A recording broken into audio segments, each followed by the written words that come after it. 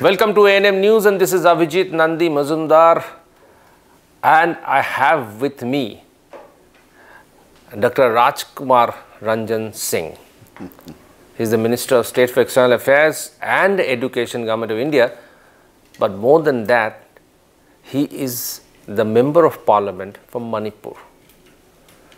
Yes, we'll be discussing a lot of things about what's going on in Manipur, a lot of this, and clear the air, because there are a lot of propaganda going on, a lot of false narrative which are being published, and really from far we do not know what is the situation in Manipur at the moment. A lot of crossfires. So we will try and get as much as possible from our minister here, and he has been spearheading India's foreign mission abroad.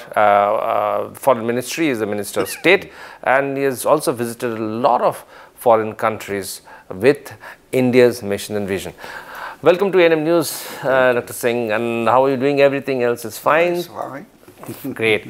Nice to see you. So I'll start off initially with the latest big news of the day. That's Chandrayaan 3. Now, I want to know, what does it mean to India's foreign policy?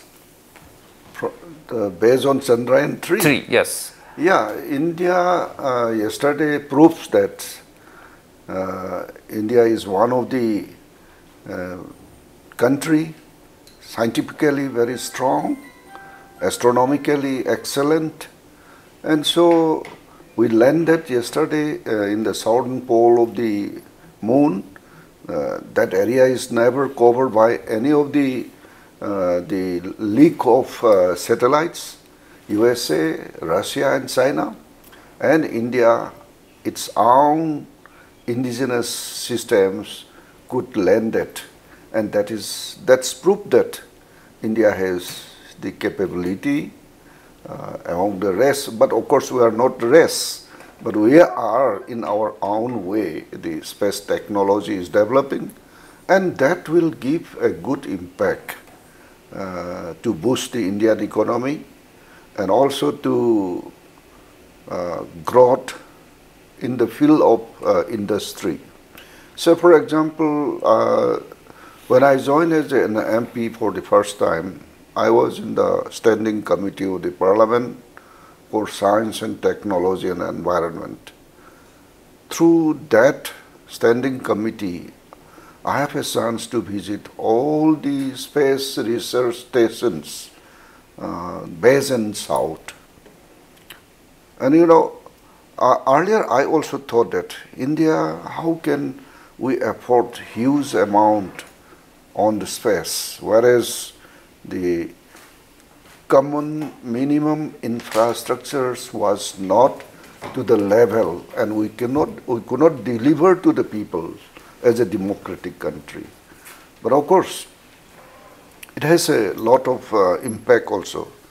Earlier I thought that, just I mentioned it, then, you know, in a common sense, not a spaceman or space scientist, as a common man, I thought that after seeing the space station and their research, say for example in fuel, in our the normal way of the journey, my car, if fuel is less, we can go to the fueling station. But in the space, through a distance of many light years, there is no the refueling stations. But the once filling with that fuel, how it will reach to that with a high speed and high energies. So space scientists is doing research on the fuel, and then I thought that this is only for space. But ultimately, after some times I saw in the petrol pump extra miles, and that the technology and the finding of the research is transferred to the industry, and that is promoted to the commuters and transporters with less the carbon monoxide to the atmosphere, and also more environment friendly. More environment friendly, and a small quantity of oil moving For a distance. huge distance, and that is one. And number two, also I thought that in the space they told me that color coding.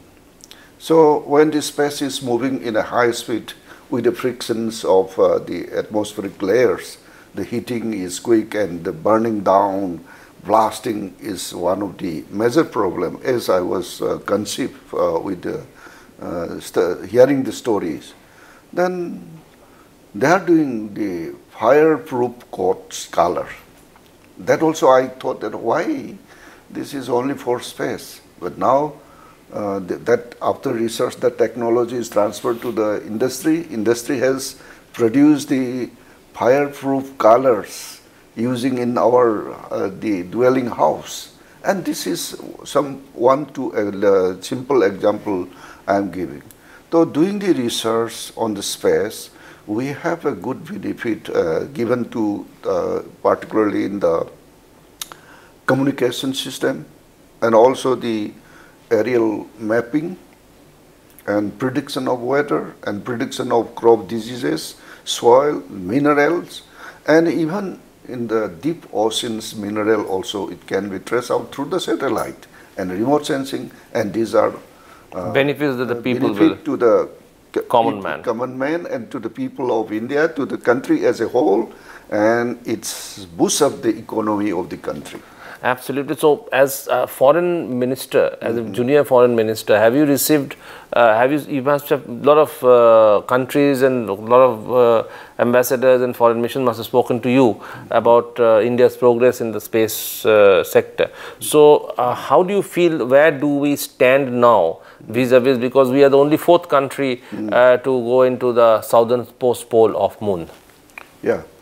Before landing the Chandrayaan 3rd to the moon, our space, the ISRO has developed a lot, and many of our friendly countries are technologically, we are helping them. So for example, the small Pacific island and some of the friendly countries, we are sharing the technology. We are allowing them to develop their weather station and remote sensing.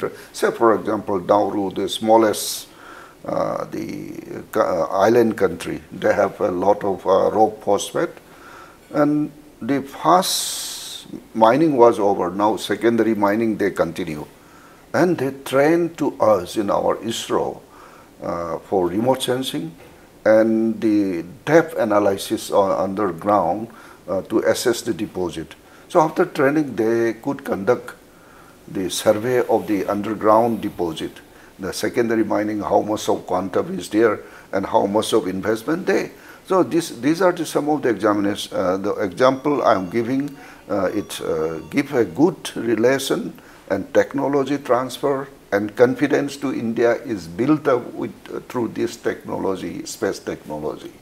So this has been a huge quantum jump. One of the examples. And so through this mission success, ISRO has been helping. I mean, our country's foreign policy and as well as helping the younger nations, much and inspiring the younger nations, inspiring younger generations also in this field. That's a huge. You know, in this Chandrayaan, there are 4 Manipuris.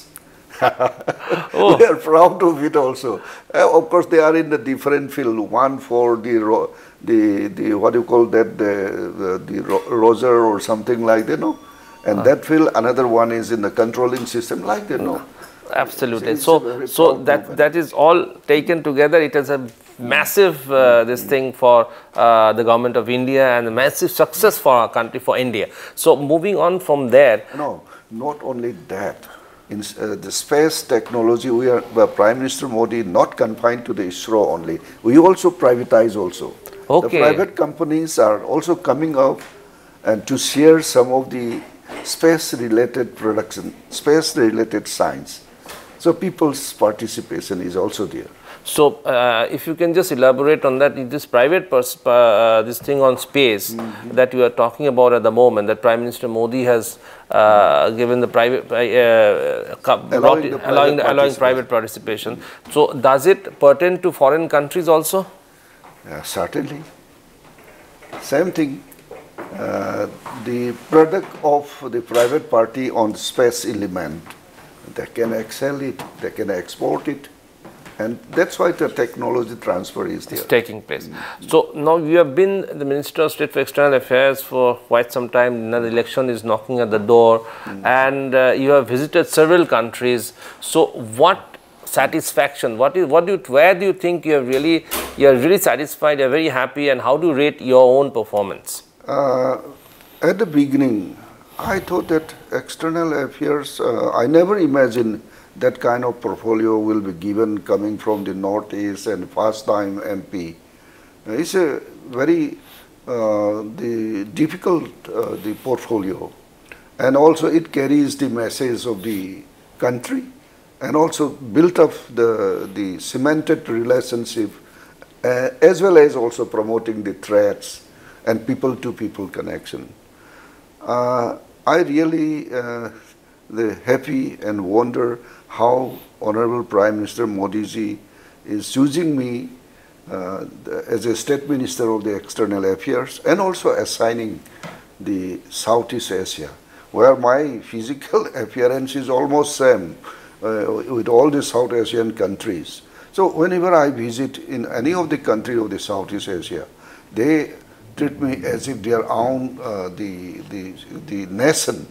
So on the other hand, this has given unlock all those the uneasiness thing has been released when they saw my face. For example, when I visit for the International Yoga Day at the Cambodia and Laos, many of the Cambodians said that you are not Indian.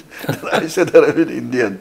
Then from which part of India? Then this part. Then they realize it. Oh, you are belongs to the Laosan groups. I'm also. They say that you are a San people. So San communities are there. So maybe.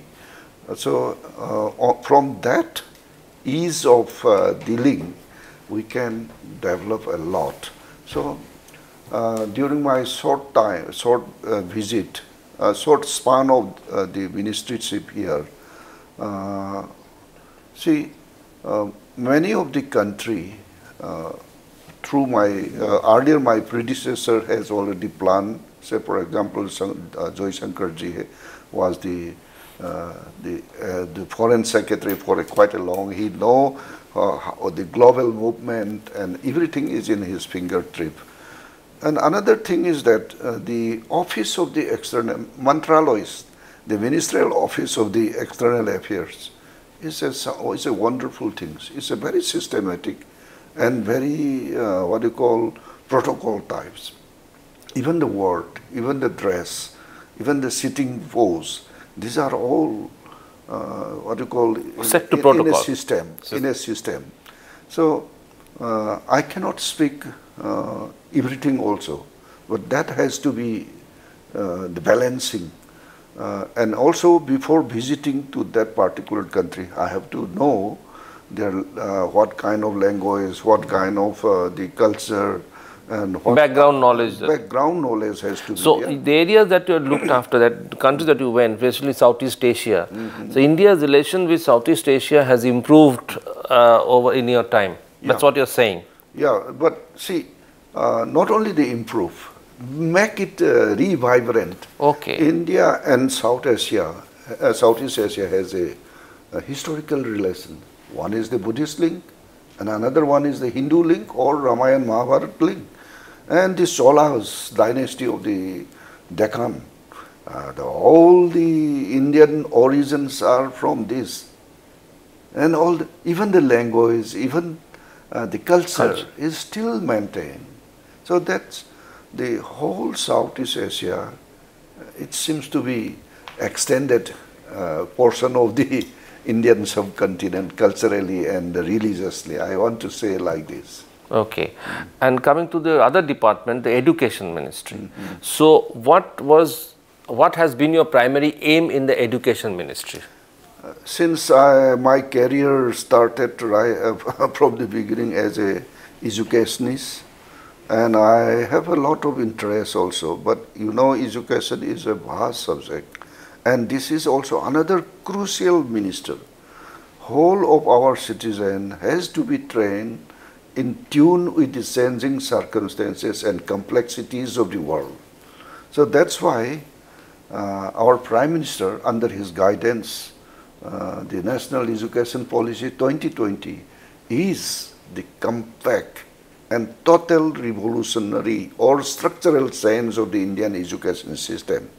Saying so, we are not neglecting our ancient wisdom and tradition. Particularly in this, the National Education Policy, we make revibrant of our ancient system. For example, Nalanda, Takshashila, many the prominent the universities was there 5,000 years ago, 2,000 years ago. So based on that wisdoms and philosophy and the way of learning, combined with the modern technology and digital format and the changing circumstances, this is the combination of the ancient and the changing world. So we are hopefully and we have a full confidence that under this national education policy, our youths, whenever they pass on through this system, they are ready for the 21st century. They are competent for to do any job, and we are built up their mindset with the critical thinkings, and also United Nations Common Development, the National Development Goals, the parameter also fit in this education. So when we talk about this education, the lot of opposition leaders mention that you are distorting history. How do you react to that? History? I beg your pardon? You are distorting history. You are you are only putting in people who are with your party ideology. You are making the students study them, whereas you are neglecting other important leaders. Perhaps the current national education policy 2020 is a non-biased the system of policy. Say for example, in the medieval period of India, why the earlier policy is not covering the medieval periods, the dynasties who rule India and their contributions, their built up, their architecture, their historical innovation. Why? For the last more than 75 years, why that portion is left out? We are bringing that portion. So there is no left out to others. We want to depict India's originality, India's contribution, or ancient those contribution left out intentionally or unknowingly, but that we discover and we added. What is the harm to put that things? Absolutely. Now there are a lot of institutions, there are a lot of complaints which come in that a lot of minority education institutions, they force students to follow certain minority rules for general students. So in this situation, what is your reaction to that? There is no force. You know, India as a nation, we need to strengthen the nation.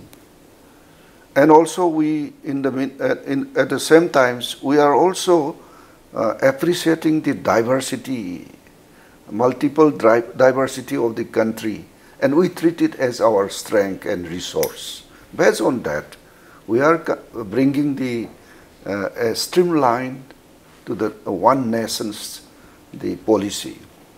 So the education will be one nation policy, yes, which covers everything, and you are clearly saying that you are not, I mean, what opposition is alleging, that you are not, you have not deleted any portion of major history of India, culture. What left out is what was left out earlier has been incorporated now.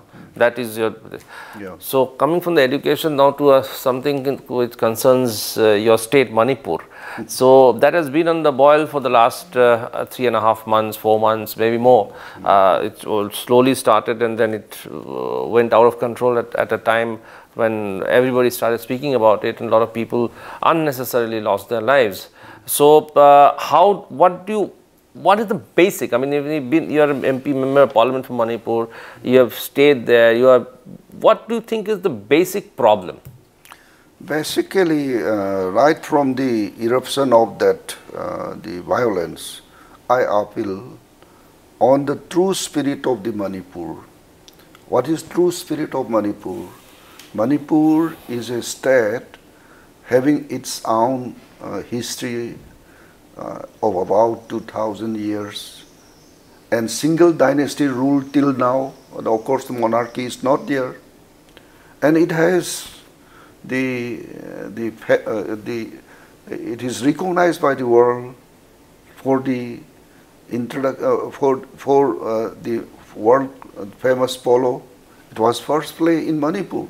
There are many backgrounds, and Manipur culture and civilization and even the language and the heritage is the product of the composite multiple communities, ethnic communities. We have about 34-35 ethnic communities. We were all symbiosis, and each and every language of the so-called Manipuri language is the accumulation of all those communities' language, and that also we use one of the what do you call the beauty of the language.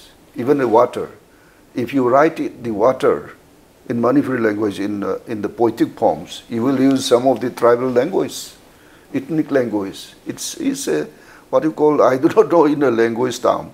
It's the stylish type of the wordings are used. So ultimately, what happened? Basically, Manipur is the offshoot of the ancient Indian civilization, which link with the Southeast Asia.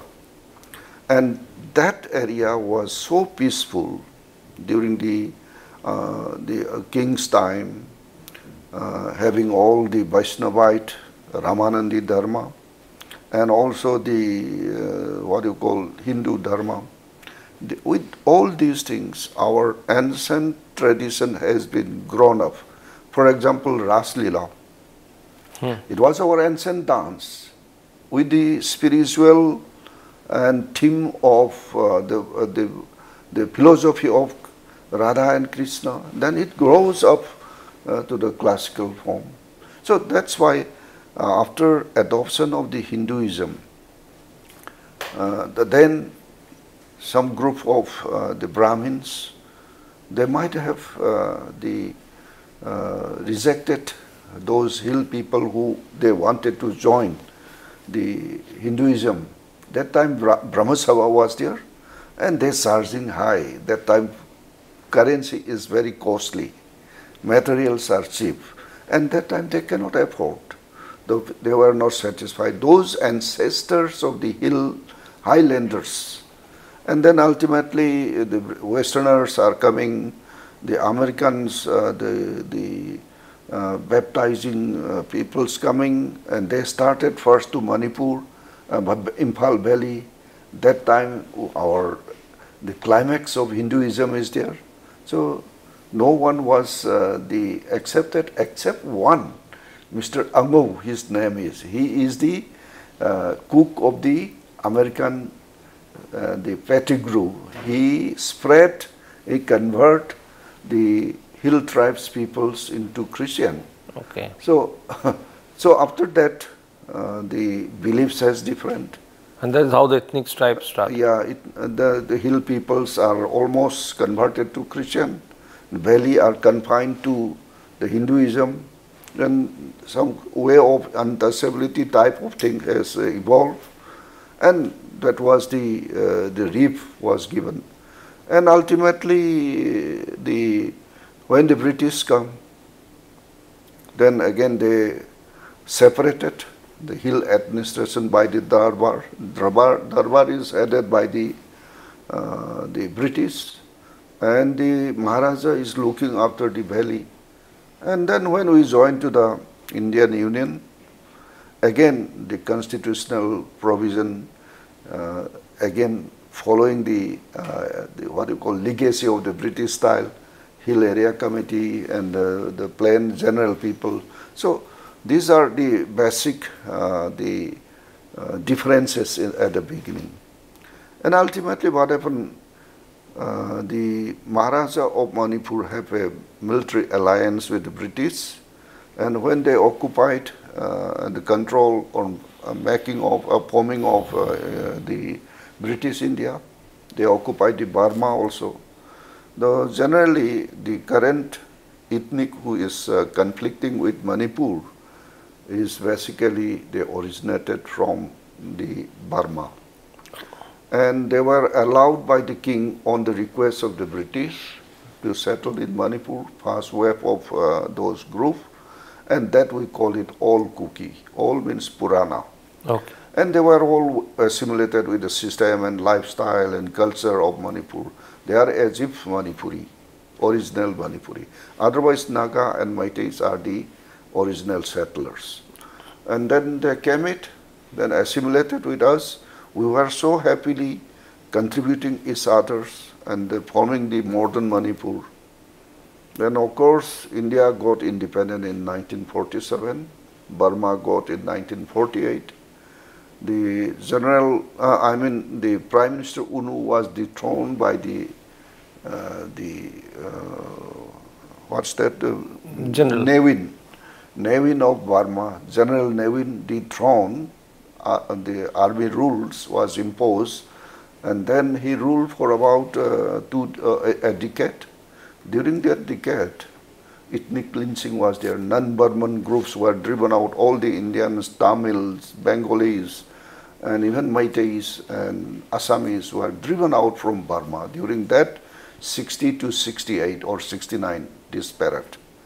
And that was the huge, the migrants were pushed to Indian soil. And that time, Punjabis, Bengalis, and Tamil, some Tamil groups and some Punjabi groups are stationed in Tamu, More town, in the border town of the Manipur. So, along with that, many of the Kukisins were also driven out, and they settled it to Churachandpur. And the name Churachandpur, how it gives, there was no settlement at that time, only some Meiteis were settled in the Kurga Valley and others. Before the Kukis are settling to that place, the Meiteis are the settlers. The name itself is given after the visit of Surachan Maharaj.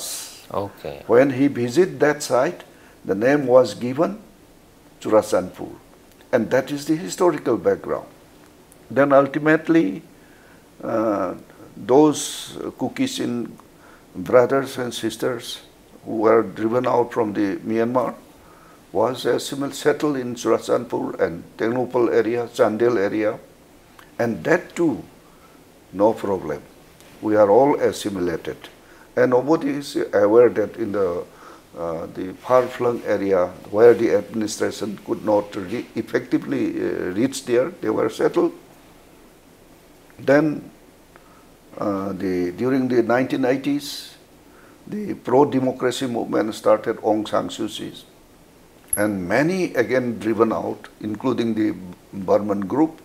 Those Burman group were returned to their Myanmar, and some has changed their nationality, citizenship has changed to some other country. But those Kukisin brothers and sisters who were also driven out from that, other ethnic communities, Karen, Kasin, Sans, were also driven out. All those students who are involved in the pro-democracy movement, they rushed to us. So many of them returned back, but the community, particular community, is not back. They are also there. But up to that, the saturation level, I presume that the illegal migration saturation is already saturated. Saturated.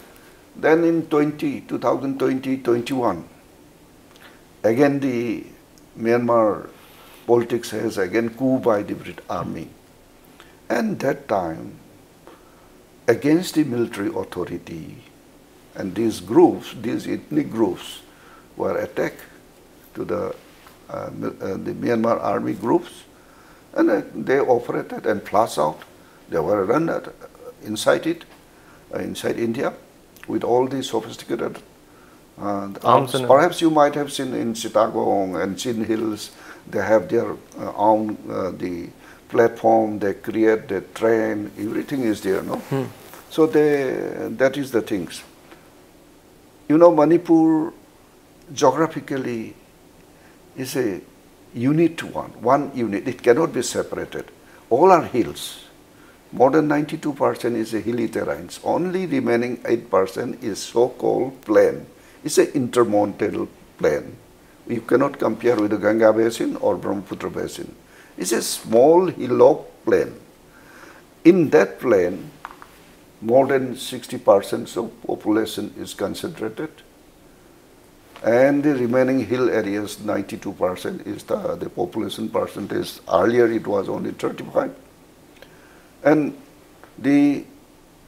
only when we know that the illegal migrations are outnumbering the original settlers, then the so-called major community like Meiteis and Naga, they feel that, they feel insecure in terms of land resource, in terms of economic, in terms of political rights. Then they have some psychosis of that. And in the meantime, the illegal immigration number is increasing. We are not blindly saying. If you see the 1971, 81, 91 census, there are certain areas where the population is unnatural, our growth rate, fertility rate is lower, but how the population is increased, that is another questionable. But recently, United Nations, UNHCR, they publish, because of the present political situations, the Sagang district of Myanmar, most of the ethnics were illegally entered to northeastern India, particularly Nagaland, Manipur and Mizoram, about 53,000 of population during the last 2-3 years. And it's proved that. And our land area is limited. Forest classification was done as early as 1933 during the Durbar Resolution, by the Durbar Resolution. And that when we are joining with the Indian Union, whatever Durbar resolve is in toto accepted by the government of India, and also new gazette was issued as early as 1960s. So there was no question of newly the conversion of reserve forest or protected forest, but that was not there. But of course,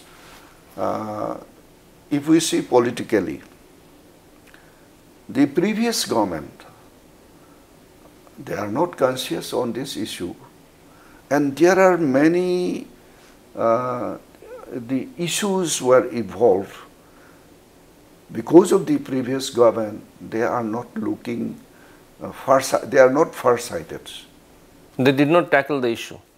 Yeah, they just how they passed the times with some of the resolution made by them. Say, for example, in Kangnatombi and Kangpokpi, it's an area of assembly constituency is not reserved, it's a general. So in that area, what happened, there were about 5 Nagar Panchayat. Why the Congress government in the year 2012 or 14, they converted to Hill Area Committee? Even the More town, there was a small town committee. During that time, Meitei can be the commissioner, Punjabi, Tamil, and tribal peoples are also in the town committee member. But now once it is converted to ADC, it's only for tribal areas. So they dominated slowly and they were driven out, all those peoples.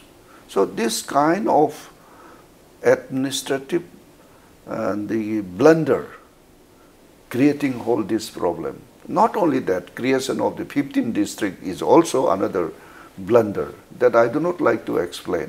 Blunder by the Congress government? Yes. Now tell me one thing, people say drugs are a free flow in Manipur coming from this is part of the golden triangle why has the government not been able to control drug trade in Manipur? Actually, in some of the publications by some journalists already mentioned that 10% of the golden triangle products was shifted to Northeast India.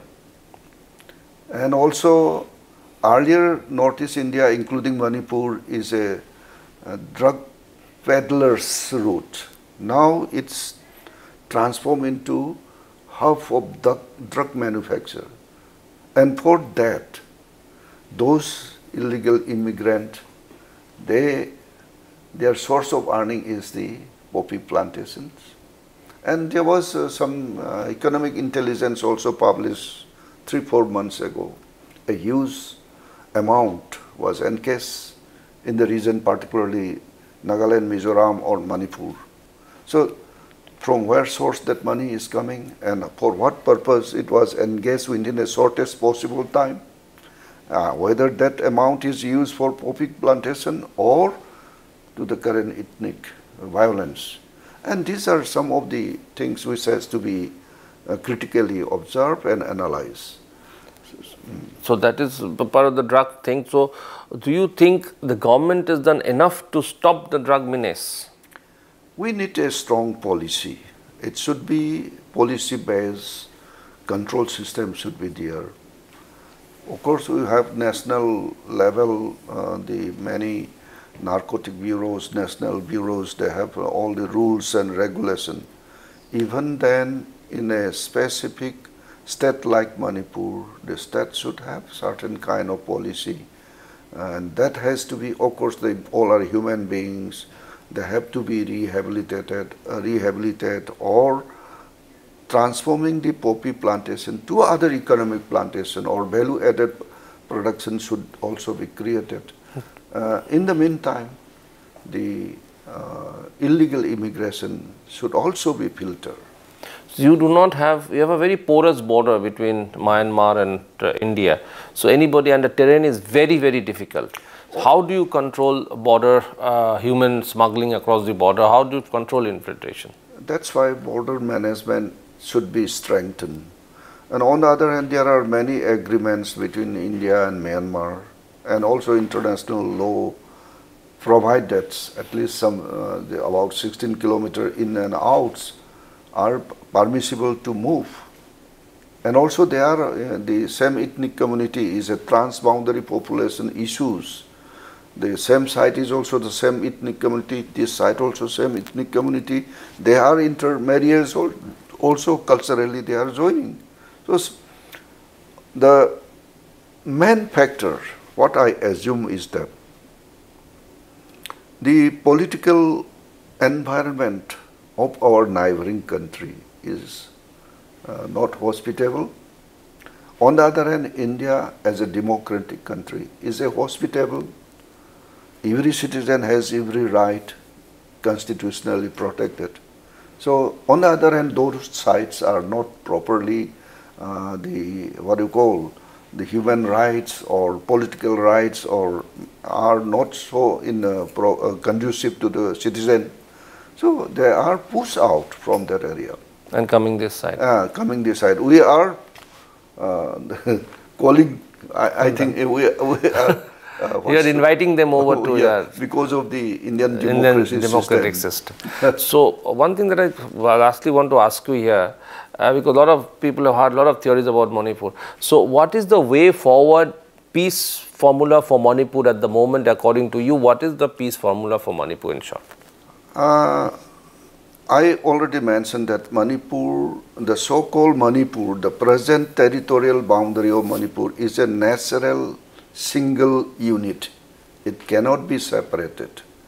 It is adopted with the people who are settled right from the early beginnings, So it's no ADC, no differential No separate is there. administration. No, it's not the way to solve it.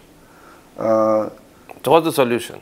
Solution is that the spirit of Manipur should be revigorated, and also the rules and regulations of the government, particularly about the illegal migration and others, drug plantation, that has to be strengthened in a proper way.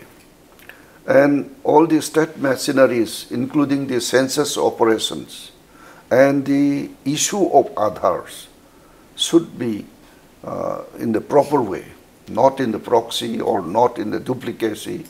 And even all the electoral rolls should also be recast. Then that is the way how to control the growing issues. But on the other hand, my best simple the idea is that to bring back the peaceful Manipur, we should always remember the spirit of Manipur, and idea of India has to be appreciated. And this is the only the point, and that has to be considered as a focal point to bring peaceful to Manipur. Lastly, it was very unfortunate that your house was attacked and portion of it was burned down. You lost a lot of very important books and many other things. When do you plan to rebuild your house and bring it back to its lost glory? Yes, I feel emotion, the attack by the group of my communities. Perhaps they are politically biased or maybe jealous. One time, of course, I am not a seasoned politician. I just from my professional then joined to politics, and the people give the confidence with me, and with that confidence of the people, I participate in the Indian politics, and I participate at the national level. There are certain political parties who are biased. Particularly to me also. They thought that, oh, he is a mere registrar of the university, and how he comes to the ministerial level. That is their assumption. But I would like to appeal to all the people of Manipur. At least the people of Manipur, particularly the youths and politicians, should have the guts of self-respect. If the people who are in the politics and who are in the age group, if they do not have the self-respect among ourselves, then that is not the symptom of civilization. They should remember that. If they want to survive as a Manipuri or as a Meitei, there should be the self-respect. And of course, see, if you see in most of the social media uploaded from my community, they are making mockeries to the leaders, to their elected peoples.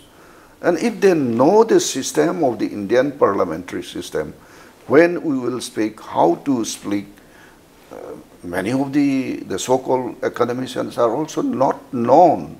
So when they discuss in the local platform, they always criticize without knowing the system. Facts. And that is not... That's not correct. That is not wise. So when do you plan to rebuild your house? I don't have money. I am seeking philanthropy people to help me. And of course, the burning of house. The house was also constructed during my service time with the loan from Baroda Bank and transferred to the State Bank. And so at the end of my service, I anyhow repaid to that loan with interest.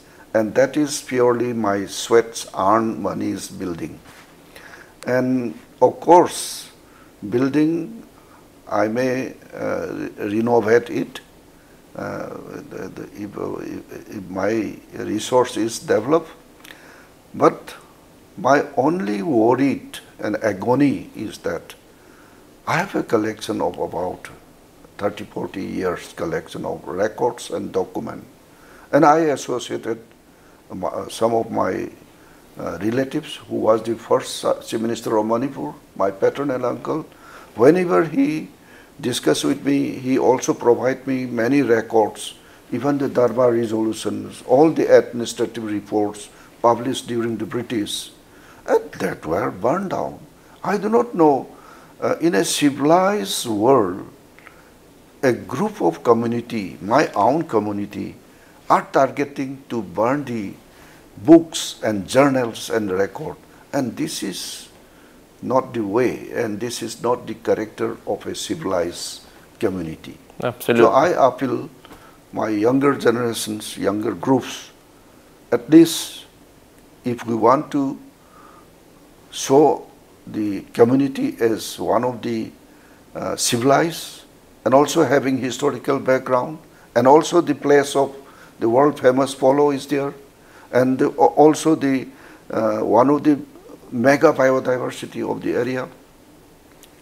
So if we want to have and stand by our own foot and participating with the empowerment of ourselves, book is compulsory, record is compulsory, journal is compulsory, reading is at most it should be done. But majority of the peoples are all the easygoing. In a sense, they want to spend their life easily. I understand. So that's the mental agony that Rajkumar Ranjan Singh went through when his portion of his house was burned down. More than the portion of the house that was burned down, he is still distraught over the fact that very important books and archive materials were lost in the fire. But he did mention that there is a way forward as far as the Manipur crisis is concerned. There is a solution to the crisis. He's given a prescription for the solution, and with a lot of hope in our mind, we thank Dr. Rajkumar Ranjan Singh for his comments and for spending time with us, answering a variety of questions right from Chandrayaan to education to the situation in Manipur, and we really hope that everything comes back to normal, peace prevails in Manipur. Thank you very much, Professor Singh. Thank you very much for watching ANM News, and we will definitely come back with more such interesting interviews in future. Keep watching ANM News. Namaskar.